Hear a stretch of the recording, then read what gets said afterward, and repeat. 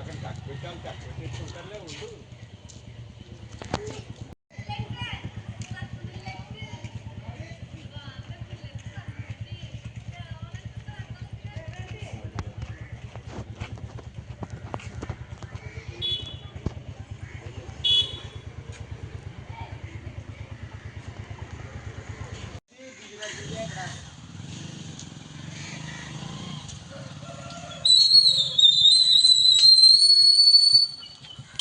అది పక్కన ఇది పక్కన పడుతుంది.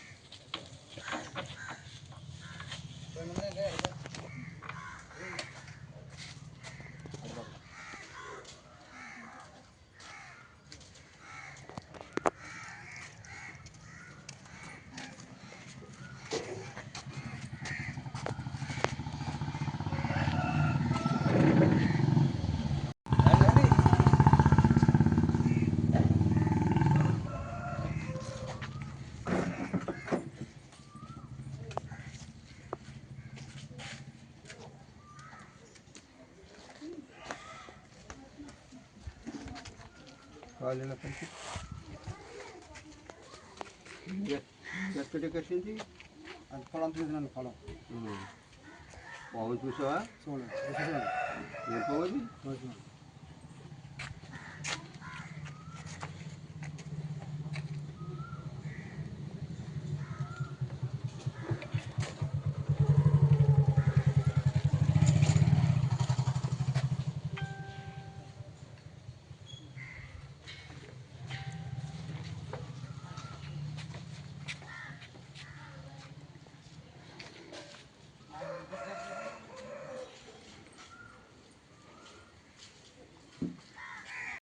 ఎంతసేపు అయింది కట్టి? 10 నిమిషాలు అయిందండి. 10 నిమిషాలు కలిసి అన్నీ వచ్చాను. అట్లే కట్టుకొని బయలుదేరి ప్రెసిడెంట్ గారు, మన పోతవరం ప్రెసిడెంట్ గారు నాకు ఫోన్ చేశారులే. నేను రెడీ పెట్టించాను అన్నీ.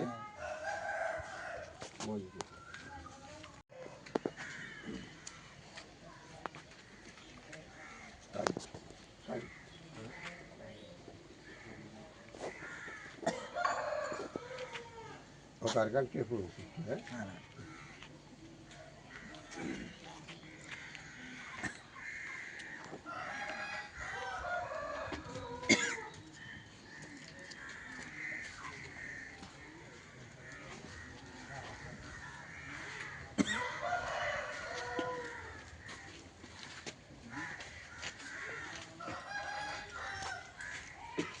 మీ పేరు చెప్పండి. నా పేరు కోట్లక్ష్మణరావు.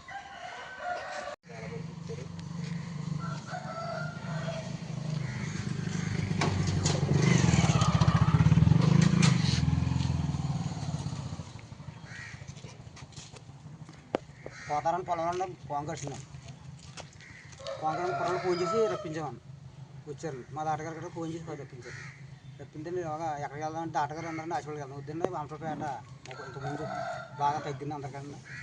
అంటే మా కుర్రోళ్ళు తెలిసిన వాళ్ళు వచ్చండి అమరావుపేట తీసుకొచ్చారు. మాస్టర్ గారు అంటే తీసుకుని వాడికి ఇచ్చారు. మీ పేరు? కోట్లక్ష్మణరావు. ఇప్పుడు ఎలా ఉంది? బాగుంది. మాది అంబేద్కర్ కోనసీమ జిల్లా అండి. పి గన్నవరం మండలం అంబటివారిపాలెం. నేను రిటైర్డ్ డ్రాయింగ్ టీచర్ని. ఇంచుమించు నాకు ఈ పాంకోటి వైద్యంలో ఒక 40 సంవత్సరాల అనుభవం ఉంటుంది. ఎక్కువ నేను ఏజెన్సీ సర్వీస్ చేశాను. దాని మీద ఏజెన్సీలో నేను పావుల మీద, వనమూలికల మీద పరిశోధన చేసి తర్వాత రిటైర్డ్ అయ్యి మా స్వగ్రామంలో నేను ఈ ప్రజాసేవ ఈ పైగా ఉచితంగానే చేస్తానండి. ఈ పావు కరిచిన వ్యక్తి ఇంచుమించు నా నెంబర్లు అందరి దగ్గర ఉన్నాయి. ఏరియాల్లో ఫోన్ చేస్తారు. ఫోన్ చేసిన వెంటనే ఆ వనమూలిక మెడిసిన్ తయారు చేయడానికి ఒక 5 నిమిషాలు టైం తీసుకుంటుంది. నేను మందు రెడీ చేసి ఉంచుతాను. వచ్చిన వెంటనే ఇదిగోండి ఇక్కడ పక్క ఊరే పోతవరం నుంచి వచ్చారు. అది నేను అక్కడికి ఆల్రెడీ తాసుపాముని చూశాడు. పాము కరిచింది, గడ్డిలో కట్టుకుని వచ్చారు. నేను ఆ మెడిసిన్ ఇచ్చిన వెంటనే ఓ 10 నిమిషాల్లో రిలీఫ్ అనిపించింది.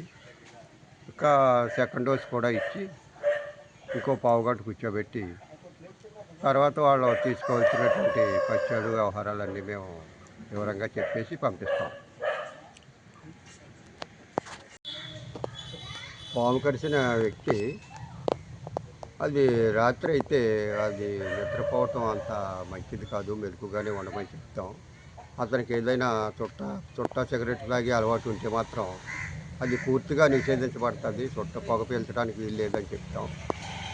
అది భోంచేసే అవకాశాలు ఉంటే ముందుగానే చెప్తాం. కానీ ఆ పాము కరిచిన తర్వాత పాలు రొట్టి తీసుకోమంటాం. కొంచెం ఇంకా నీరసంగా ఉంటే తర్వాత కూడా మర్నాడు కూడా ట్రీట్మెంట్ చేయడానికి అవకాశం ఉంటే చేస్తాం. లేకపోతే అక్కడ నుంచి ఒక వారం 10 రోజులు నీసు మాంసాలు తినకూడదు. నిబంధనలన్నీ వాళ్ళకి చెప్పి పంపిస్తాం.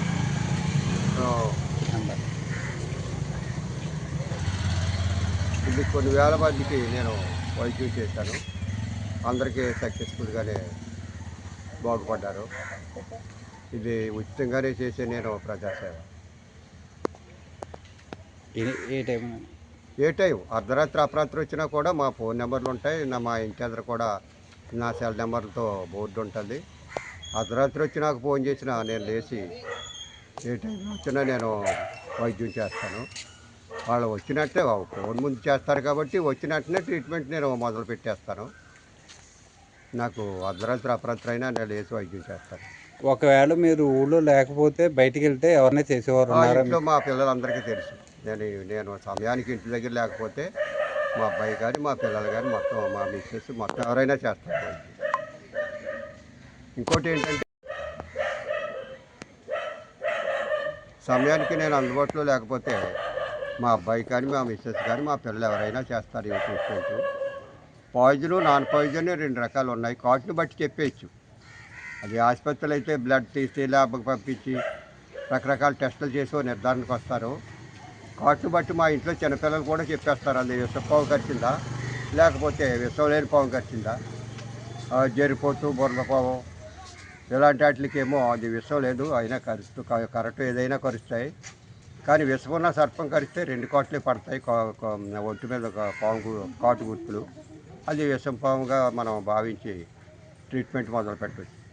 మన ప్రాంతంలో ఎక్కువగా ఏ పాములు? మన ప్రాంతంలో ఎక్కువగా త్రాసుపాములు, పొడపాములు, కట్లపాములు ఈ 3 ప్రమాదమైనవి. పొడపాముల్లో కూడా రసల్ స్వైపర్ అని కొన్ని ఏరియాల్లో దాని కాటుకు రెగిలి పొడ అంటారు. కొన్ని చోట్లేమో రక్తపొడ అంటారు. దాని మన ఏరియాలో 3 విస్తర్పాలు ఎక్కువగా కనిపించేవి: రక్తపింజర, త్రాసుపాము, కట్లపాము. ఆ కట్లపాములో మళ్ళీ దానికి వేరే ఉపజాతులు ఉన్నాయి.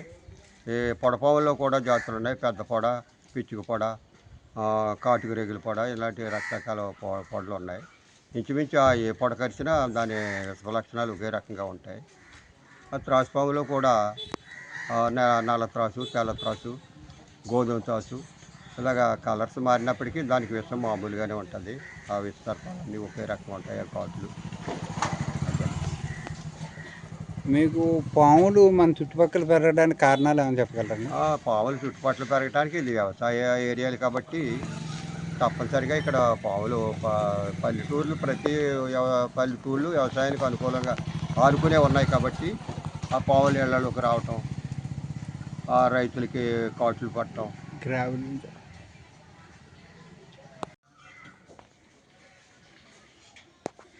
కొందరు ఇళ్ల దగ్గర పిచ్చి మొక్కలు పెరిగిపోతున్న వాటిని ఏం పట్టించుకోకుండా అలా వదిలేస్తున్నారు. ఆ పిచ్చి మొక్కలు లేకుండా అది అక్కడ పరిసర ప్రాంతాలన్నీ శుభ్రంగా ఉంచుకోవటం, చెత్త చెదారం లేకుండా ఉంచుకోవటం వల్ల పాములు బెడద చాలా వరకు తగ్గుతుంది.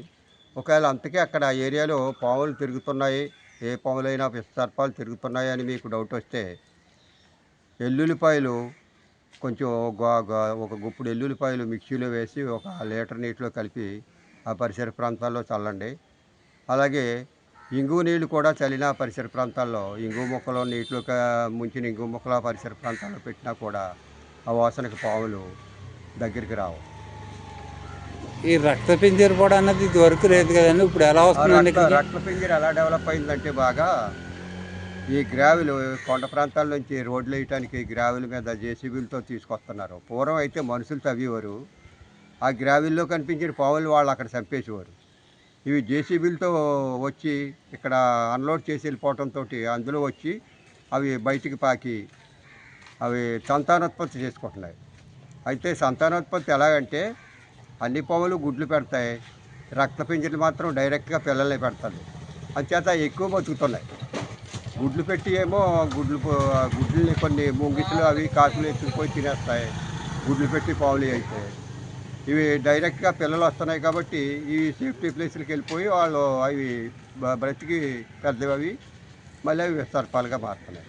అట్లకి సేఫ్టీ ప్లేస్ అంటే ఇప్పుడు మీరు చెప్పిన రోడ్డు పక్కన అందమైన మొక్కలు ఉన్నాయండి, ఎక్కువగా తుప్పలు పెరిగిపోయినాయి అయ్యానా? ఆ పూల మొక్కలు కొద్ది చిన్న చిన్న పూల మొక్కలు పెంచుకోవటంలో అది తప్పులేదు. కానీ కొందరు రోడ్ల పక్కన ఇళ్ళ పక్కన ఉన్నటువంటి పిచ్చి మొక్కల్ని విపరీతంగా పెరిగిపోనిస్తున్నారు. అలాంటి పిచ్చి మొక్కలు ఉన్న చోట కలుపుగడ్డి మంది స్ప్రే చేసుకోవటం, లేకపోతే లేబర్ చేత అది క్లీన్ చేయించుకోవటం లాంటివి చేసి రాత్రులు కూడా అది అక్కడ లైటింగ్ ఉండేటట్టు చూసుకుంటే పాముల బెడద కొంచెం తగ్గుతుంది. నా పేరు నేలపూడి విఘ్నేశ్వరుడు అండి. మాది అంబేద్కర్ కోనసీమ జిల్లా పి గన్నవరం మండలం అంబటివారిపాలెం.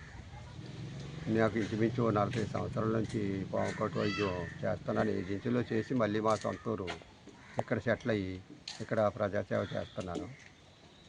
మీరు మీ పరిసర ప్రాంతాలని పరిశుభ్రంగా ఉంచుకోవటం వల్ల పాముల బెడద మీకు తగ్గుద్ది. ఎందుకంటే ఈ పల్లెటూరులో అన్నీ పొలాలకి అటాచ్ అయినటువంటి గ్రామాలు కాబట్టి పాములు వచ్చే అవకాశాలు ఉన్నాయి. ఎక్కువగా ఇళ్లలో ఎలకలు అవి పెరగకుండా చేసుకోవాలి. ఎలకల కోసం పాములు వస్తుంటాయి. అంచేత చెత్త చెదారం పిచ్చి మొక్కలు పెరిగిన చోట్లలో వాళ్ళు అవి షెల్టర్ కోసం ఆ ఏరియాలో కూడా పాములు వస్తుంటాయి. మీ పరిసర ప్రాంతాలను శుభ్రంగా ఉంచుకోవటం వల్ల ఈ పాముల బెడద తగ్గుతుంది. సెల్ నెంబర్ చెప్పండి. మా సెల్ నంబర్లు చూసుకోవాలి. చెప్పండి, చూసి చెప్పండి సార్. మా సెల్ నంబర్ 8309483531. ఒకటి 9440220391.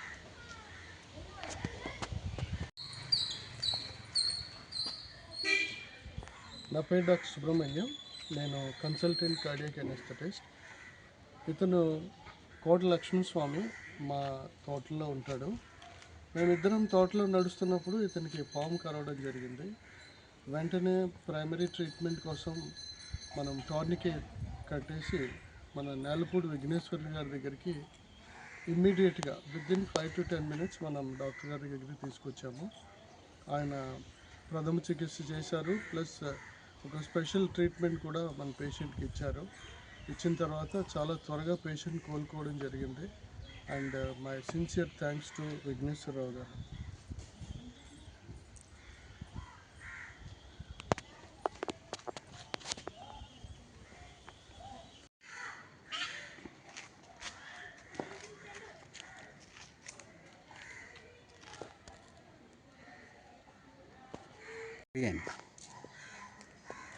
ఇప్పుడు పేషెంట్ ఇంకా ఎంతసేపు ఉండాలి సార్? వెళ్ళిపోవచ్చండి. ఆల్రెడీ ట్రీట్మెంట్ పూర్తయిపోయింది. పేషెంట్ బాగున్నారు కాబట్టి వెళ్ళిపోవచ్చు. ఇప్పుడు జాగ్రత్తలు ఏం తీసుకోవాలి సార్? అయితే ఈ పూటకి పాలు బ్రెడ్ తీసుకో, రాత్రికి పెరుగు కానీ క్యారెట్ కానీ భోజనం చేయొచ్చు. ఒక 10-15 రోజులు నీసు మాంసాలు జోలికి వెళ్ళకు. వంకాయ, దుంప సరుకు, నీసు మాంసాలు ఏమి ముట్టుకోకు. కూరగాయలు, పెరుగు, మజ్జిగ. అమ్మా ఆల్కహాల్ తీసుకోవచ్చా సార్? ఆల్కహాల్ కూడా బాగానే పట్టినారు.